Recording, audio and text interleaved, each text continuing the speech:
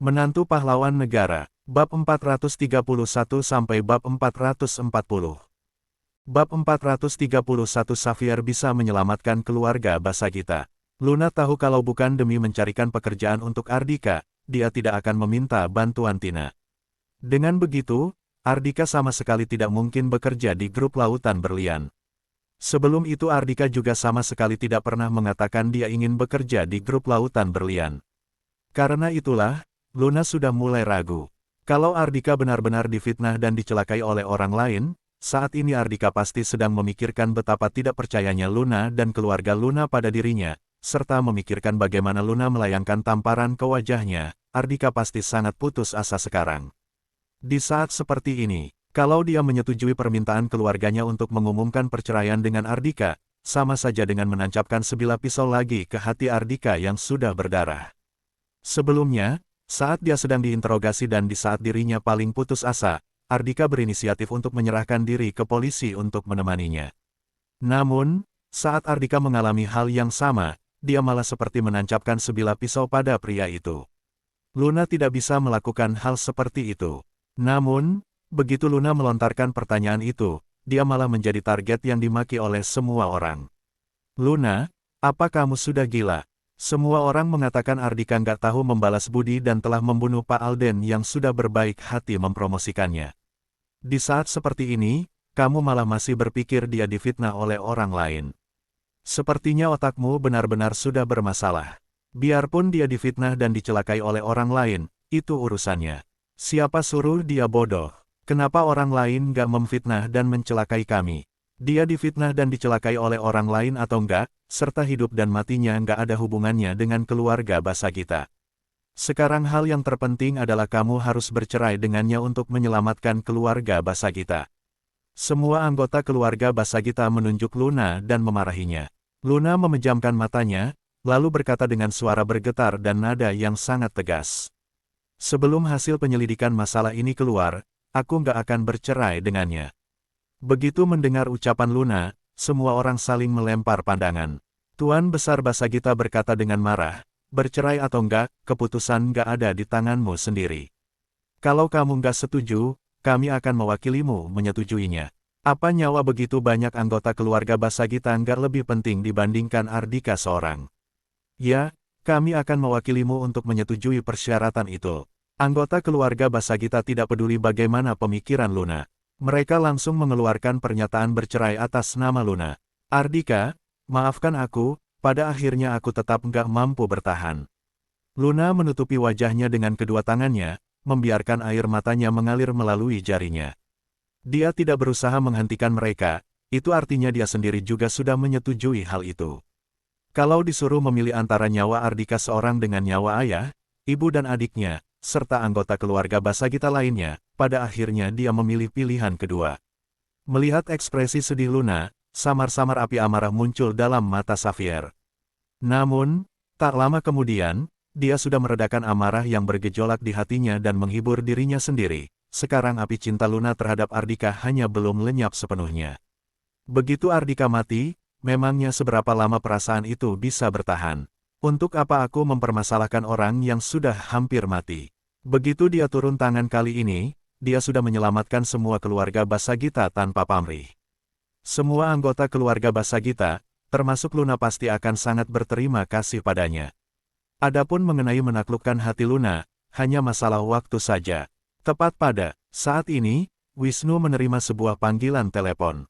Apa? Pembunuh yang dikirim oleh grup Lautan Berlian sudah dalam perjalanan menuju ke kompleks Villa Bumantara. Begitu mendengar ucapan Wisnu, semua orang langsung melemparkan sorot mata panik ke arah Xavier. Xavier segera menelepon untuk menanyakan situasi sekarang. Setelah memutuskan sambungan telepon, di bawah sorot mata penuh harap semua anggota keluarga Basagita, dia tersenyum dan berkata, ayahku sudah mengirim orang untuk menemui pihak grup Lautan Berlian. Aku yakin anggota grup Lautan Berlian gak akan begitu nggak tahu diri. Mereka pasti akan segera memanggil para pembunuh itu untuk kembali. Setelah mendengar penjelasan Xavier, mereka baru merasa agak lega. Saat ini, di luar kompleks Villa Bumantara, beberapa mobil sudah berhenti di depan gerbang. 20 orang keluar dari mobil dan melangkah ke arah gerbang kompleks mewah itu dengan aura membunuh yang kuat. Mereka menerima perintah untuk membunuh istri beserta istri keluarga Ardika. Bab 432 semuanya ditembak mati. Kami adalah anggota aliansi Lautan Berlian. Kalau nggak ingin mati, cepat buka gerbangnya. Teriak pemimpin kelompok pembunuh itu dengan marah. Begitu gerbang terbuka, 20 orang itu langsung melenggang masuk. Namun, begitu mereka memasuki kompleks mewah tersebut, pemimpin kelompok pembunuh itu menerima panggilan telepon dari Bromo. Karena itulah, dia berjalan di paling belakang. Paman Bromo, ada apa? Misi dihentikan. Seorang tokoh hebat sudah memberi instruksi, kita nggak bisa membunuh keluarga Basagita lagi. Di ujung telepon, terdengar suara Bromo yang sedang menahan kekesalannya. Baru saja Ferdi Dharma, wakil kapten tim tempur Provinsi Denpapan mengirim orang untuk menyampaikan pesan padanya. Mereka tidak punya pilihan lain selain menghentikan aksi mereka. Oh, pembunuh yang menerima panggilan telepon dari Bromo itu menganggukkan kepalanya. Begitu dia mendongak, tiba-tiba dia langsung tercengang. Oh apaan oh? Cepat kembali sekarang juga, teriak Bromo dengan marah sekaligus kesal. Sekujur tubuh pembunuh itu gemetaran. Paman Bromo, mungkin kami nggak bisa kembali lagi. Tembak. Sebelum dia sempat menyelesaikan kalimatnya, sebuah perintah dingin sudah menyelanya. Dor, dor, dor. Terdengar suara tembakan beruntun. 20 pembunuh itu langsung tewas seketika dalam genangan darah, bahkan mereka tidak mengerti alasan mereka dibunuh. Bubar, tep, tep, tep. Begitu mendengar instruksi, puluhan tentara itu segera menyimpan pistol mereka kembali dan membubarkan diri. Bawa mayat-mayat ini pergi dan bersihkan tempat ini. Seorang mayor jenderal yang memimpin kelompok tentara itu melambaikan tangannya pada bawahannya, lalu mengeluarkan ponselnya untuk menghubungi Abdul. Lapor komandan, kami sudah menembak mati semua pembunuh yang dikirim oleh grup Lautan Berlian untuk membalaskan dendam kepada keluarga Tuan Ardika. Oke, Abdul hanya menanggapi laporan dari bawahannya dengan singkat. Lanjutkan tugas kalian. Kalau ada orang yang mengancam keselamatan keluarga Tuan Ardika, langsung tembak mati di tempat. Siap laksanakan. Kenapa terdengar suara tembakan di luar? Apa yang terjadi? Semua orang di dalam Villa Cakrawala dikejutkan oleh suara tembakan yang tidak jauh dari sana. Tepat pada saat ini, Mayor Jenderal tadi mengunjungi Villa Cakrawala. Dia langsung berjalan menghampiri Luna dan memberi hormat kepada wanita itu. Nona Luna, pembunuh yang dikirim oleh grup Lautan Berlian sudah kami tembak mati di tempat. Jangan khawatir, Nona serahkan saja keselamatan Nona dan keluarga Nona kepada kami. Selama ada kami, aku berjanji kalian pasti aman. Selesai berbicara, dia langsung berbalik dan pergi. Setelah Mayor Jenderal itu pergi cukup lama, semua orang masih saling melempar pandangan. Semua pembunuh yang dikirim oleh grup Lautan Berlian sudah ditembak mati. Tuan Muda Xavier, bukankah tadi kamu mengatakan bahwa ayahmu sudah mengirimkan orang untuk menyampaikan pesan kepada grup Lautan Berlian untuk memanggil anak buah mereka kembali? Tidak hanya keluarga Basagita, bahkan Xavier sendiri juga kebingungan. Dia tahu ayahnya tidak memiliki wewenang sebesar itu untuk menginstruksikan rekan-rekannya yang berada di kota Banyuli untuk menembak mati anggota grup Lautan Berlian. Biarpun ada wewenang ini, ayahnya juga tidak akan berani melakukan tindakan seperti itu. Kalau ayahnya mengeluarkan perintah seperti itu, ayahnya pasti akan langsung dipecat. Kalau begitu, sebenarnya apa yang terjadi? Oh, aku tahu. Di sebelah kompleks Villa Bumantara adalah kediaman mewah Komandan Draco. Sebelumnya saat Tuan Jinto datang merebut villa, Komandan Draco terganggu dan langsung mengirimkan tentara untuk mengusir mereka dari sini. Wisnu berkata dengan iri, setelah kejadian itu, kompleks mewah ini dijaga oleh tentara Korps Taring Harimau. Mereka sekalian menjaga keamanan Villa Cakrawala. Ini adalah alasan mengapa Wisnu sekeluarga sangat menginginkan Villa Cakrawala. Kalau keluarganya yang tinggal di villa ini, mereka juga akan mendapat perlindungan dari Korps Taring Harimau.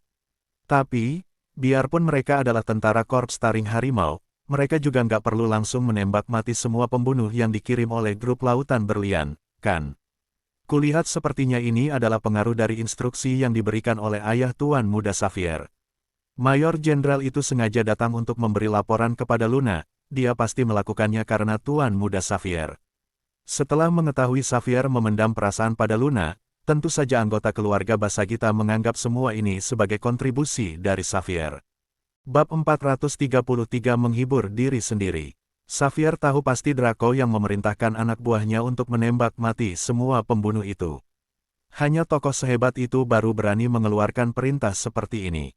Namun, karena anggota keluarga Basagita menganggap itu sebagai kontribusinya, dia tidak mengakui, juga tidak menyangkal hal itu. Karena itulah, anggota keluarga Basagita makin menjilat Xavier. Mereka bahkan ingin segera menikahkan Luna kepada pria itu. Dengan begitu, keluarga Basagita sudah bisa menjalin relasi dengan keluarga Dharma. Bagaimanapun juga, ayah Xavier adalah seorang wakil kapten.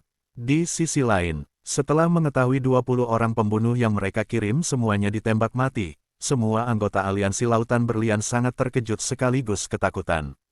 Terutama Bromo, anggota lama aliansi Lautan Berlian. Dia marah sekaligus sedih. 20 orang itu adalah anak buahnya yang paling kuat.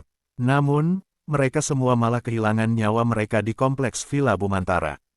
Edric melakukan panggilan telepon. Setelah mengetahui detail situasi di sana, dia meletakkan ponselnya dengan ekspresi muram dan berkata, kediaman mewah Komandan Draco terletak di sebelah kompleks Villa Bumantara. Ada tentara yang berjaga di sana. Tempat itu adalah area terlarang. Kelak, anggota kita nggak diizinkan untuk menginjakan kaki di sana lagi. Begitu mendengar ucapan Edric, anggota lama aliansi berlian lautan lainnya langsung menunjukkan ekspresi ketakutan. Mereka sama sekali tidak berani membahas tentang membalas dendam. Mungkin mereka adalah penguasa satu wilayah, tetapi mereka bukan apa-apa di hadapan orang selevel Draco. Mereka tidak bisa membalaskan dendam mereka pada keluarga Ardika lagi. Namun, Ardika masih berada di dalam pusat penahanan. Titus mengatakan akan membunuh pria itu, maka pria itu tidak akan bisa melihat matahari besok lagi. Mengingat hal ini, ekspresi semua orang tampak membaik. Paling tidak mereka masih bisa mempertahankan reputasi grup Lautan Berlian.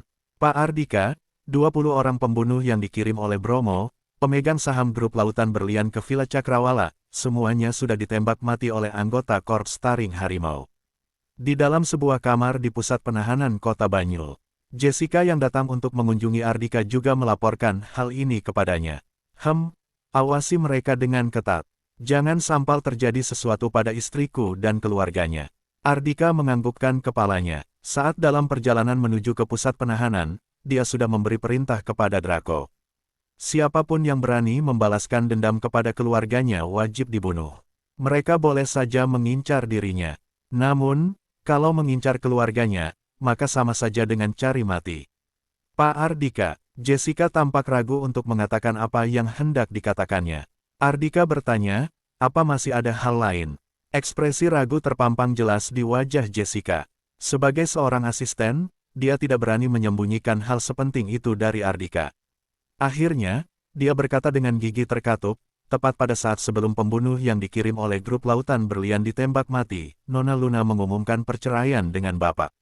Bam! Dengan iringan suara hantaman keras itu, meja panjang di hadapan Ardika sudah hancur berkeping-keping.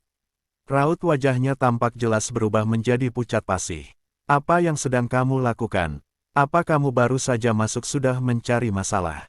Begitu mendengar suara hantaman keras itu dan melihat meja yang sudah hancur berkeping-keping di lantai, petugas yang berjaga berjalan ke arah Ardika dengan waspada dan menggenggam sebuah tongkat pemukul. Pergi sana, Ardika mendongak dan melirik staf itu dengan dingin. Hanya satu lirikan dingin dari Ardika, staf itu merasakan seperti tersambar petir. Dalam sekejap, dia merasakan seperti ada cairan yang melewati tenggorokannya. Lalu, seteguk darah muncrat keluar dari mulutnya. Dia menutup mulutnya dan menatap Ardika dengan tatapan terkejut sekaligus ketakutan seperti melihat monster yang mengerikan. Jessica berada di dekat Ardika. Dia merasakan tekanan yang sangat besar, seolah-olah jiwanya sudah terguncang. Dia bahkan seperti ingin segera berlutut dan bersujud di hadapan pria itu. Dia baru pertama kali melihat sisi Ardika yang begitu mengerikan seperti ini. Setelah menenangkan dirinya, Jessica berkata dengan ekspresi pucat pasi, Pak Ardika, Bapak harus tenang dulu. Setelah menarik napas dalam-dalam, Ardika baru bisa meredakan gejolak amarahnya. Aku mengerti, Luna melakukan hal itu pasti karena nggak ingin menyeret keluarganya dalam masalah, kan? Benar, bukan, Jessica? Ardika bergumam pada dirinya sendiri, seperti sedang menghibur diri sendiri. Melihat ekspresi sedih Ardika, hati Jessica terasa sakit. Dia segera menghibur Ardika, Benar, Pak Ardika. Nona Luna sangat mencintai Bapak. Biarpun mungkin dia ada salah paham pada Bapak, dia juga nggak akan bercerai dengan Bapak. Bab 434 Aku akan membantumu menjaga istrimu. Aku tenangkan diriku dulu. Tidak tahu apakah Ardika mendengarkan ucapan Jessica atau tidak, dia hanya melambaikan tangannya tanpa ekspresi. Sebelum pergi, Jessica melirik pria itu dengan sorot mata khawatir. Kondisi Ardika saat ini sangat tidak normal, seperti sebuah kompor yang telah tersulut api gas dan bisa meledak kapan saja. Sementara itu, petugas yang berdiri tidak jauh dari sana melirik Ardika dengan sorot mata aneh, lalu membawanya kembali ke ruang penahanan tanpa mengucapkan sepatah kata pun. Ada banyak pelaku kejahatan yang dikurung untuk sementara waktu di ruang penahanan. Ternyata ada orang baru. Kamu melakukan kesalahan apa sampai bisa masuk ke sini? Begitu Ardika memasuki ruangan, orang-orang yang bermaksud jahat itu langsung mengalihkan pandangan mereka ke arah Ardika. Kini, pikiran Ardika dipenuhi dengan pengumuman perceraian Luna terhadap dirinya, jadi dia sama sekali tidak memedulikan orang-orang itu. Kalau kalian gak ingin mati, jangan ganggu aku. Dia hanya melontarkan beberapa patah kata itu tanpa melirik mereka, lalu berjalan ke arah sudut ruangan dalam diam. Ardika, tepat pada saat ini, terdengar suara terkejut dua orang. Dua orang itu bangkit, melewati kerumunan orang-orang yang dikurung dalam ruangan itu dan menatapnya dengan tatapan tajam.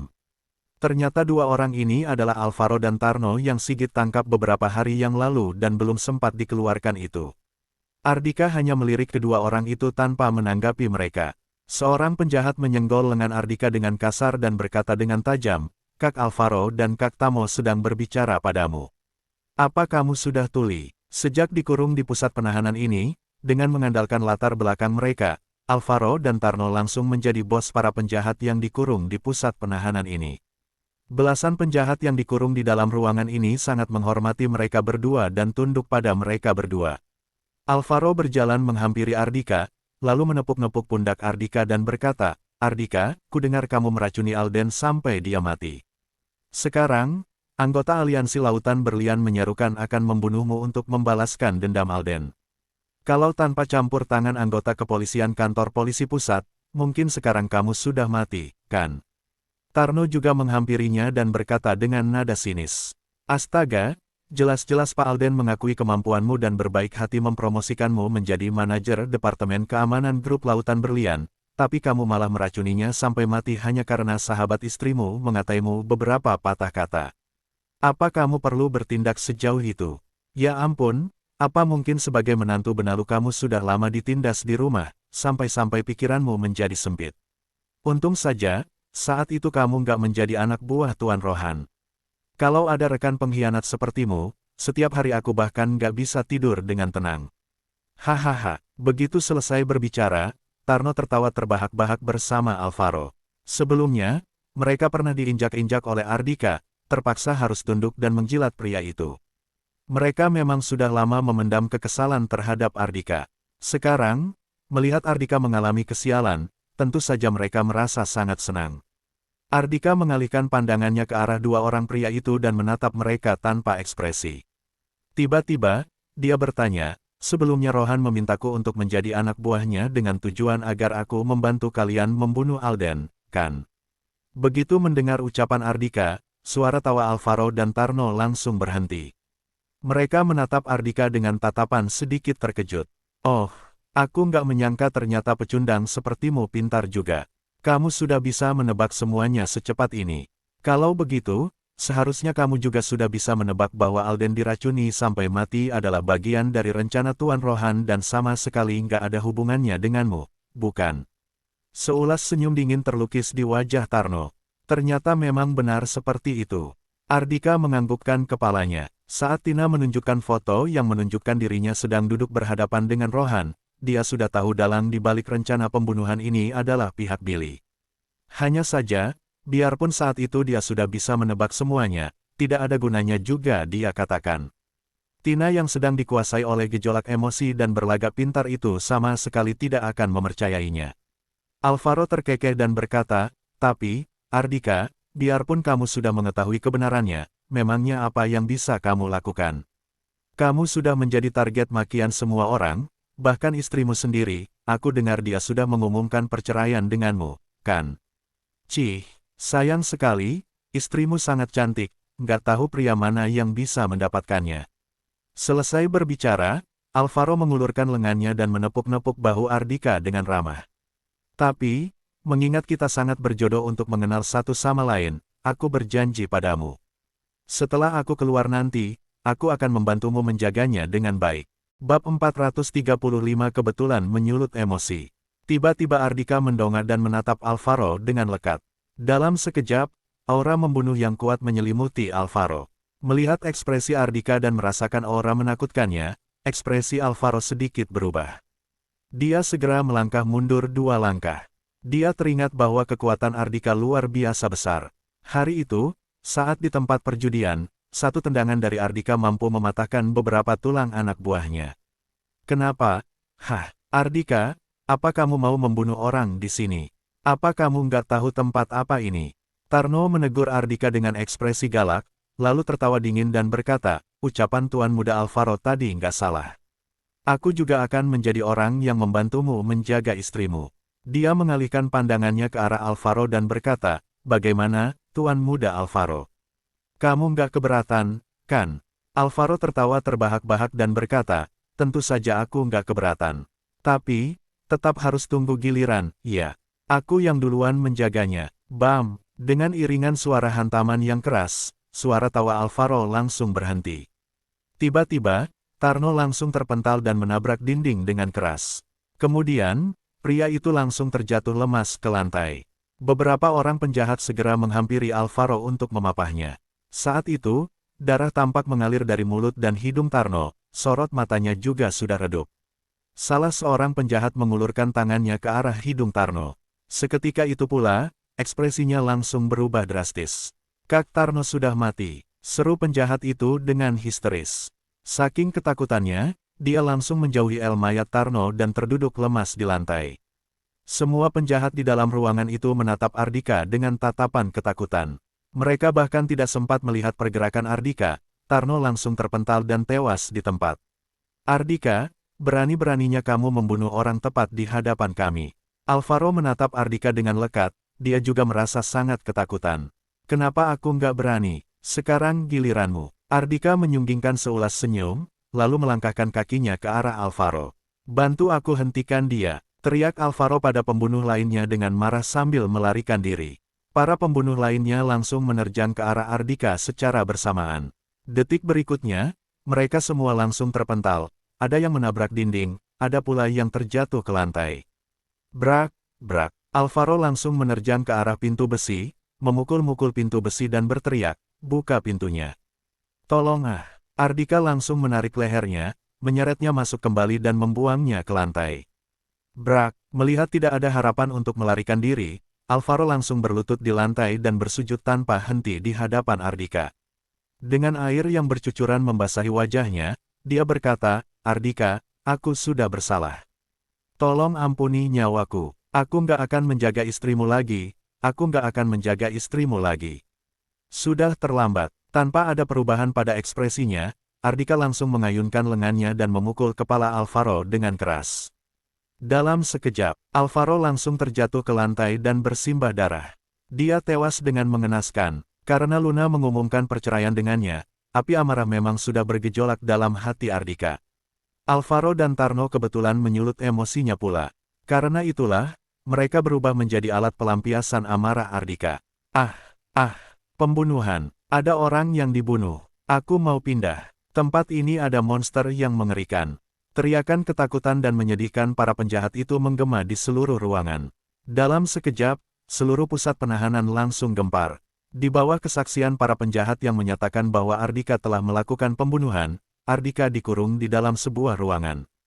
Interogasi. Randy Zimus, penanggung jawab pusat penahanan segera memasuki ruang interogasi bersama anggotanya. Begitu masuk ke dalam ruangan, dia langsung mengeluarkan pistolnya dan menunjuk Ardika dengan pistolnya. Berani-beraninya kamu membunuh Tuan Muda Alvaro dan Pak Tarno. Apa kamu tahu siapa mereka? Ardika melirik puntung rokok di asbak di sampingnya, lalu berkata dengan acuh tak acuh, sebaiknya kamu jangan menunjukku dengan pistolmu. Menunjukmu, aku bahkan ingin menembak mati kamu. Randy menempatkan jarinya di pelatuk dan tampak marah besar. Sejak Alvaro dan Tarno dikurung di sini, dia memperlakukan mereka berdua seperti memperlakukan leluhurnya karena takut terjadi sesuatu pada tokoh hebat itu. Sekarang, dua orang itu malah mati di tangan Ardhika. Kalau sampai Billy menyalahkannya, bagaimana dia bisa memberi penjelasan? Kalau kamu menembak, kamu pasti akan menyesal. Ardhika tetap tampak tenang. Bab 436 memangnya apa hebatnya Billy? Kamu saja berani membunuh orang, mengapa aku nggak berani? Randy berkata dengan kejam, jangan khawatir, setelah membunuhmu, aku akan membuat lokasi kejadian terlihat seakan-akan kamu merampas pistol dan melarikan diri. Lagi pula, kamu adalah penjahat kelas berat yang baru saja membunuh dua orang. Kalau kamu mati, aku nggak hanya akan mendapat hadiah dari atasanku, aku juga akan mendapat banyak hadiah dari pendukung Tuan Muda Alvaro. Di mana-mana selalu saja ada orang bodoh yang cari mati sendiri. Ardhika menatapnya dengan tatapan kasihan dan berkata, kalau begitu, kamu tembak saja. Berani-beraninya kamu memprovokasiku. Randy langsung marah besar dan menarik pelatuk tanpa ragu. Dor, saat terdengar suara tembakan, Randy berteriak kesakitan dan terjatuh ke lantai. Luka bakar kehitaman tampak jelas di telapak tangannya. Sementara itu, pistol yang tadinya ada dalam genggamannya sudah berubah menjadi seperti besi bengkok yang tak berguna lagi dan terjatuh ke lantai. Situasi saat ini benar-benar seperti kecelakaan penggunaan senjata api. Sudah kubilang, kalau kamu menembak, kamu pasti akan menyesal. Mendengar teriakan histeris Randy, Ardhika tetap tampak tenang. Awalnya, Randy mengira kebetulan terjadi kecelakaan penggunaan senjata api. Namun, setelah mendengar ucapan Ardhika, dia baru menyadari satu hal. Sambil menahan rasa sakit yang menjalar di tangannya, dia bertanya pada Ardhika, bagaimana kamu bisa melakukannya? Oh, ini. Ardhika menggenggam sebuah puntung rokok. Randy mengalihkan pandangannya ke arah pistol yang sudah rusak itu dan mengamati bagian muncung pistol. Dia mendapati ada sesuatu di dalam sana. Itu tidak lain adalah puntung rokok. Tepat pada saat dia menembak, Ardhika melemparkan puntung rokok ke dalam muncung rokok sehingga hal itu terjadi. Bagaimana kamu bisa melakukannya? Randy melontarkan satu kalimat yang sama persis, kali ini dipenuhi dengan keterkejutan sekaligus ketidakpercayaan. Dia sama sekali tidak memahami hal di luar nalar ini. Ardhika malas menjawab pertanyaannya. Suara tembakan kembali menggemparkan seluruh pusat penahanan. Sekelompok orang muncul di lokasi. Namun, di antara orang-orang itu, ada Sigit yang bergegas datang untuk menangani urusan Alvaro dan Tamo. Pak Sigit cepat tangkap orang ini dan tembak mati dia. Randy yang sedang telentang di lantai, menunjuk Ardhika dengan ekspresi tajam, lalu mengeluh, monster ini sudah membunuh Alvaro dan Tarno. Selain itu, dia masih berpikir untuk merampas pistol dan melarikan diri. Menembak mati dia. Apa kamu tahu siapa dia? Kamu mau menembak mati dia? Tanya Sigit dengan ekspresi dingin. Dia tahu Ardhika tidak akan melakukan tindakan seperti merampas pistol dan melarikan diri. Lagi pula, kalau Ardhika ingin pergi, siapa yang bisa menghentikannya? Jadi, pasti Randy sendiri yang merencanakan sesuatu, lalu memutarbalikkan fakta. Pak Sigit, Alvaro adalah keponakan Billy, sedangkan Tarno adalah bawahan kepercayaannya. Mereka berdua mati di sini, Billy pasti nggak akan membiarkan hal ini berlalu begitu saja. Randy mengira Sigit sengaja berpihak pada Ardhika. Jadi, dia langsung membahas sosok tokoh besar yang mungkin disegani oleh Sigit. Billy, memangnya apa hebatnya dia? Ekspresi Sigit berubah menjadi muram. Sepertinya kamu adalah orang yang sudah disuap oleh Billy. Cepat tangkap Randy sekarang juga. Biarpun Randy berteriak dengan histeris, dia tetap dibawa pergi. Setelah membereskan Randy, Sigit mengalihkan pandangannya ke arah Ardhika dan berkata dengan penuh hormat, aku akan menangani urusan Alvaro dan Tarno dengan baik. Ardhika menganggukkan kepalanya, lalu bangkit dan berjalan keluar. Kematian Alvaro dan Tarno hanya masalah sepele baginya. Urusan ini Sigit tangani secara rahasia. Namun, sepertinya kemampuan Billy untuk memperoleh informasi masih di luar bayangannya. Informasi mengenai Alvaro dan Tarno mati di tangan Ardhika tetap sampai di telinga Billy. Di kediamannya sendiri, ekspresi Billy tampak sangat muram. Tepat pada saat ini, Rohan dan Vincent menemui majikannya dengan tergesa-gesa. Tanpa beromong kosong lagi, Billy mengalihkan pandangannya ke arah dua orang kepercayaannya itu. Pada akhirnya, pandangannya tertuju pada Vincent yang sangat ahli dalam bela diri itu. Vincent, malam ini kamu pergi ke pusat penahanan untuk bunuh Ardika. Bab 437 Vincent.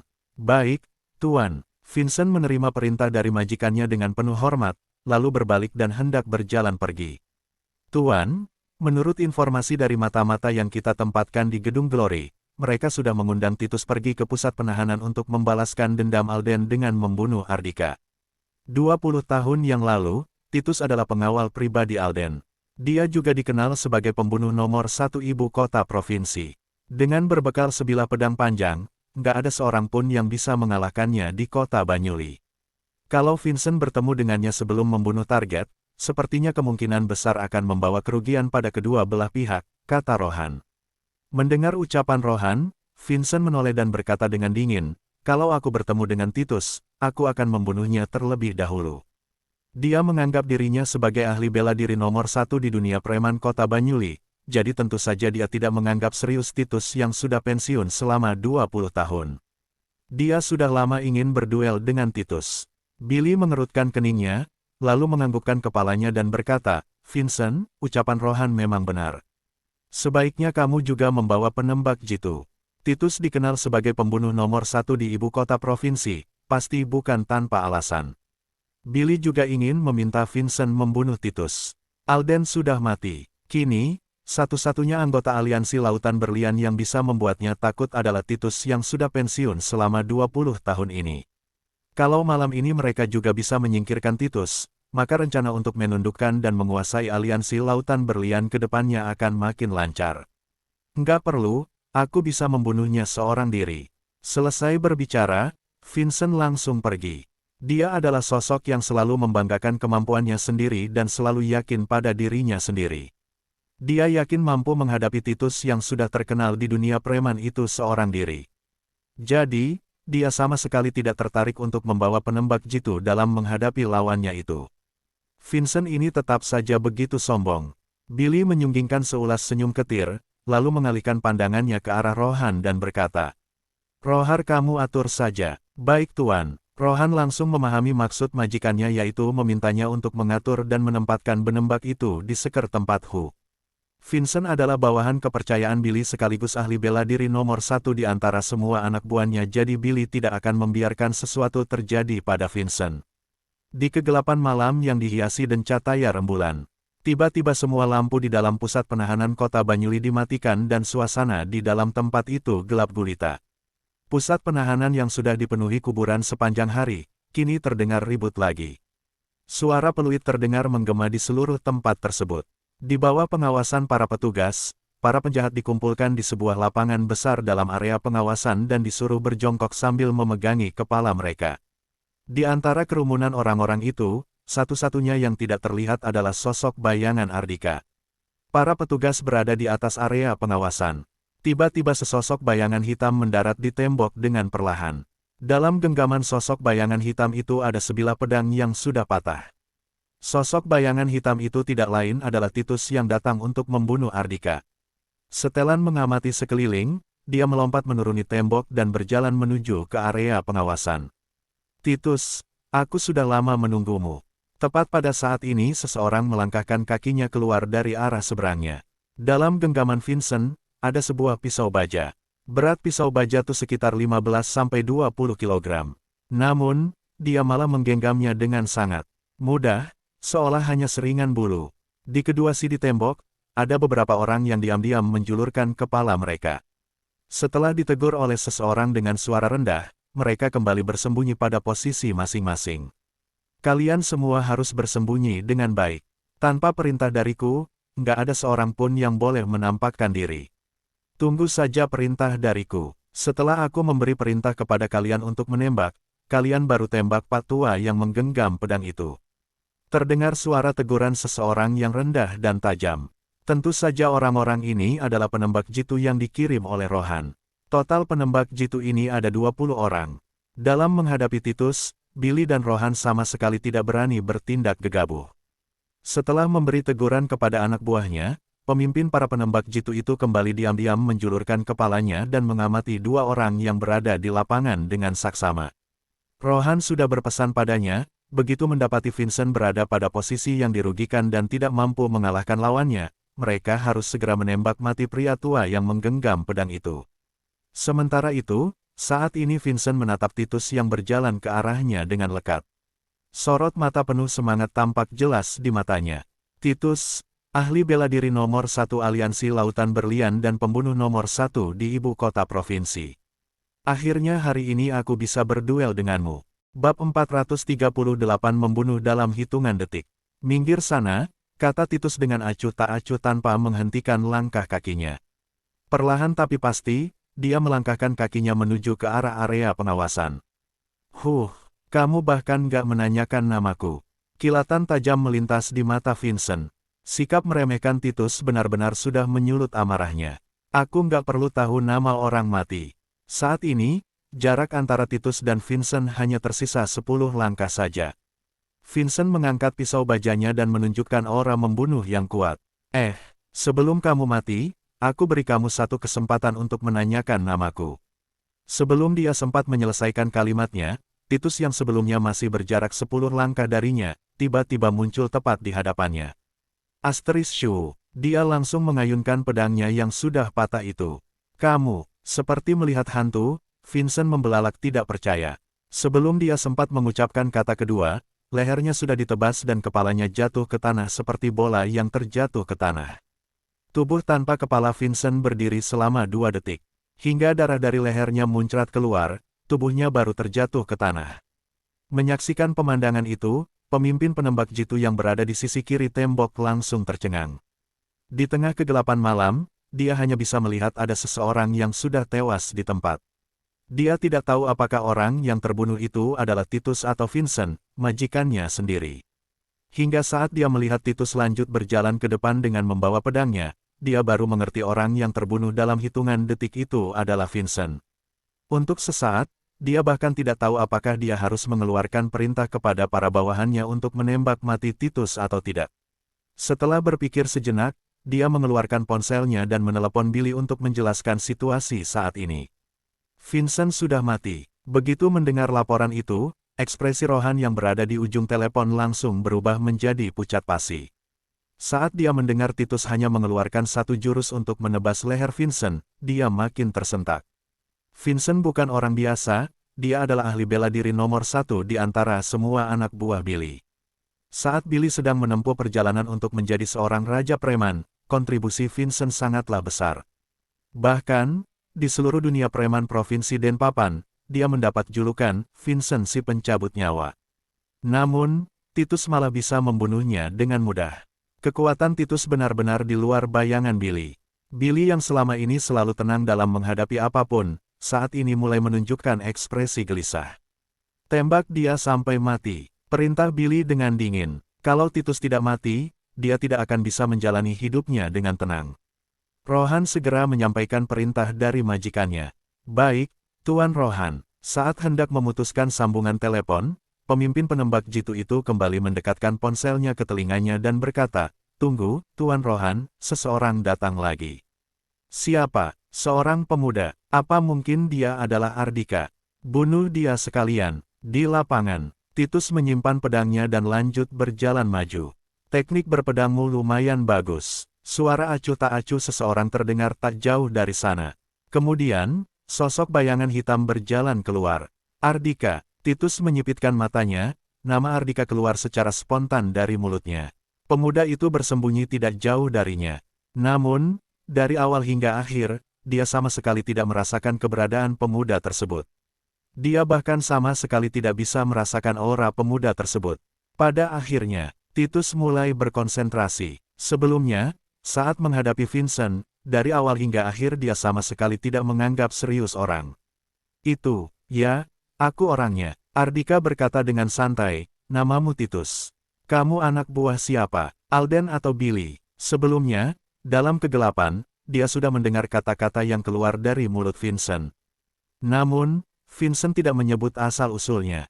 Jadi, dia tidak tahu dua belah pihak yang sedang melawan satu sama lain itu adalah anak buah siapa. Dengan kekuatanmu, kamu memenuhi kualifikasi untuk berbicara denganku. Titus berkata dengan acuh tak acuh, hari ini aku datang untuk membunuhmu, membalaskan dendam Kak Alden. Bab 439 Aku tidak menindas lansia. Kamu nggak akan bisa membunuhku. Ardika menempatkan kedua tangannya di punggungnya. Ucapan Titus sama sekali tidak menyebabkan gejolak dalam hatinya. Titus mendengus dan berkata, aku sudah berkali-kali mendengar ucapan seperti ini. Tapi, setiap kali orang yang mengucapkan kata-kata seperti ini pasti akan berakhir dengan kematian. Tiba-tiba, Ardika mengalihkan pandangannya ke arah kiri dan kanan tembok dan tampak mengerutkan keningnya. Pergerakan Titus hampir sama persis dengannya. Ardika mengalihkan pandangannya kembali ke arah Titus dan berkata dengan acuh tak acuh, ada 10 orang di setiap sisi. Kalau begitu, bagaimana kalau kita bersaing siapa yang terlebih dahulu menyingkirkan orang-orang itu? Kalau kamu kalah, kamu harus pergi sendiri dari sini. Dia tidak berniat membunuh Titus. Orang di hadapannya ini memiliki kekuatan yang luar biasa, pasti merupakan orang kepercayaan Alden. Karena dia memang tidak membunuh Alden, dia tidak perlu bermusuhan dengan orang kepercayaan Alden. Tentu saja persyaratannya adalah orang itu harus tahu diri dan berinisiatif pergi sendiri. Kalau tidak, biarpun Alden yang datang ke sini, Ardika juga akan membunuhnya. Aku sudah lama nggak bertemu dengan pemuda yang sangat arogan sepertimu. Titus mendengus dingin dan berkata, aku beri kamu kesempatan untuk bergerak dulu. Srek, Ardika merobek sepotong pakalannya, lalu menutupi matanya dengan potongan kain tersebut. Aku nggak suka menindas lansia. Sorot mata penuh amarah tampak jelas di mata Titus. Dia menggertakkan giginya dan tertawa dingin. Bagus, bagus, kamu memang hebat. Selesai berbicara, dia langsung bergerak dan menerjang ke arah sisi kiri tembok. Kecepatannya bagaikan hantu yang sedang melayang di udara. Ardika tersenyum, lalu menerjang ke sisi kanan tembok dari arah berlawanan. Di sisi kiri tembok, pemimpin penembak jitu mengeluarkan pistolnya, menempatkan jarinya di pelatuk, lalu menutupi sudut bibirnya dan berkata pada alat komunikasinya. Tuan Rohan memberi perintah untuk membunuh 2 orang yang berada di lapangan. Tembak sekarang juga. Shoo, shoo, shoo.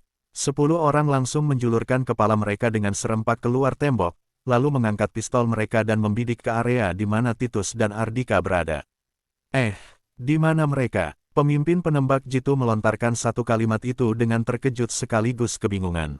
Shoo, pada saat bersamaan, seseorang tiba-tiba muncul dari dalam tembok. Saat orang tersebut masih dalam posisi memanjat, dia sudah mengayunkan pedangnya. Dalam sekejap, kepala dan leher pemimpin penembak jitu itu langsung terpisah, lalu menggelinding ke tanah seperti sebuah bola.